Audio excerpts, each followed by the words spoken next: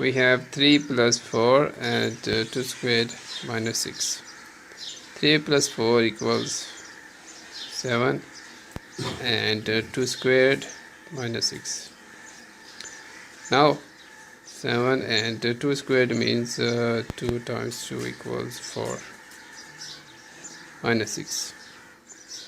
Now 7 and 4 minus 6 equals minus 2, and 7 times this is multiply, so 7 times minus 2 equals minus 14. But this is wrong. Why? Because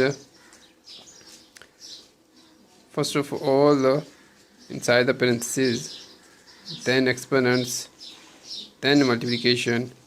Here is hidden multiplication, then addition. So follow the order of operations. We use Pemdas rule.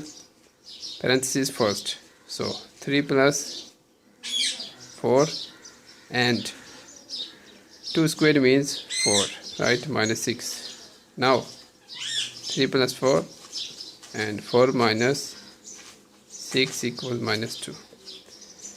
And here is multiply. Multiplication must be done before addition. So 3 plus 4 times minus 2 equals minus 8. Now here is minus, here is addition. So minus plus minus, so minus 5.